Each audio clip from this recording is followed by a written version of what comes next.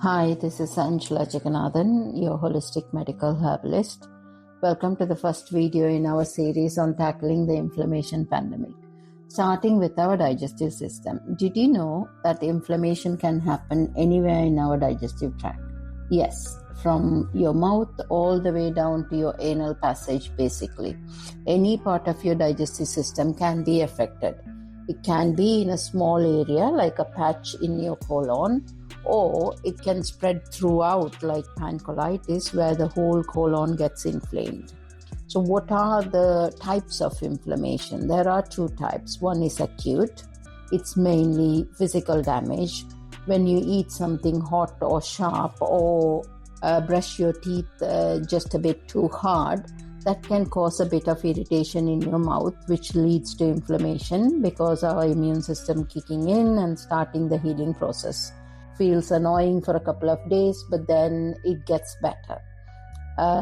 If you look at another example of physical damage is during constipation. You can bleed anally because of overstretching that opening, which again heals within a few days. In these above examples, inflammation is the right response to the situation by our immune system.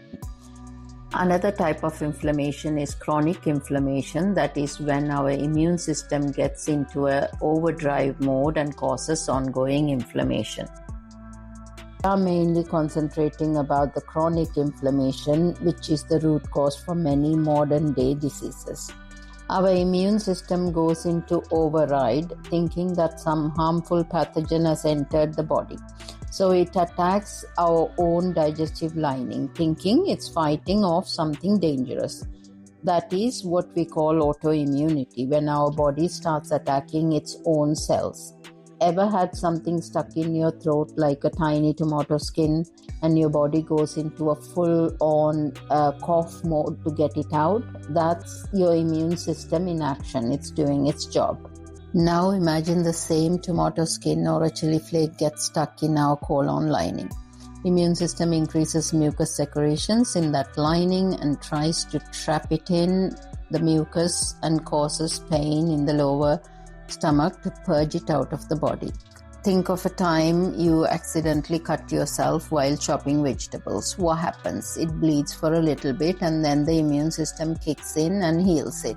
If you keep the area clean and don't keep using that finger, it heals pretty quickly.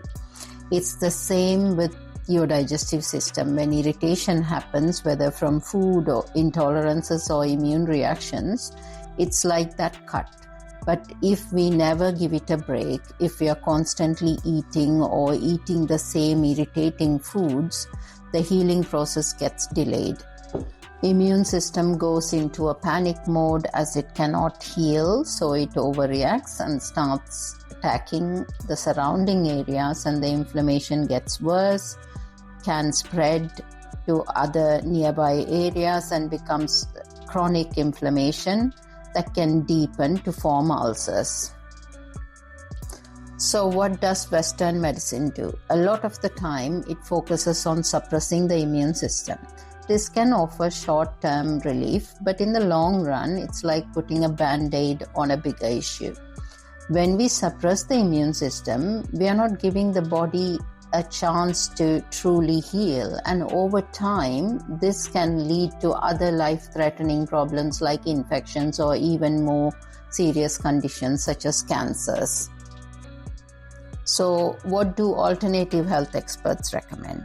They say don't rely on immune suppressants as they are nasty drugs, but instead focus on things like supplements, digestive enzymes, probiotics, and even a carefully followed elimination diet.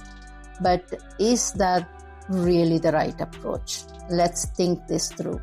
Let's say Mr. X has an inflamed colon and frequently experiences loose, watery stools with bloody mucus. Will taking probiotics heal the lining of his colon? Definitely not. Why? Because when the colon lining is inflamed, how can probiotics settle and colonize effectively? At best, probiotics might slightly reduce discomfort or bloating temporarily if taken daily, but they won't resolve the underlying issue. Similarly, an elimination diet alone won't work because most people can't stick to it long enough for the body to fully heal. So none of these solutions alone will completely restore the body or return your health to a level where you can live a normal, thriving life without needing more than just real nourishing food. So what is the right approach for me? What we truly need is a more integrated, balanced approach. Conventional medicine can be life-saving in acute situations, so I am not suggesting we avoid it altogether. For instance, if Mr. X or someone you care about is going to the bathroom 10-12 times a day experiencing anal bleeding with mucus, then a short-term course of steroids may be absolutely necessary. It can stabilize the situation and prevent serious complications like anemia or an infection. However, once that acute phase is under control, it's time to shift focus. That's the moment to dig deeper, uncover the root cause, and begin true healing naturally. Only then we can start working towards getting off immune suppressants for good and supporting the body's recovery fully. So what do we do instead? The goal here is to support your body's healing process. We need to let your body repair itself naturally. And the best way to do that is through diet and herbs that will help to reduce the inflammation, strengthen the digestive lining. Here's the game plan. We need to make sure that food starts breaking down properly right from the moment it enters your mouth. This helps your body to produce the enzymes it needs to speed up the digestion in the stomach. We want to reduce inflammation, strengthen the lining, and moisturize the digestive lining to get back to its healthy state. When I say moisturize the digestive lining, healthy lining should be very wet and gliding through. Nothing should actually stick and irritate the lining. In our next video, we will dive deeper into how herbal medicine can play a role in reversing inflammation and healing your digestive tract. We'll also talk about what changes to make in your diet and how your mindset can actually impact your healing process. So stay tuned and don't forget to subscribe. Thank you.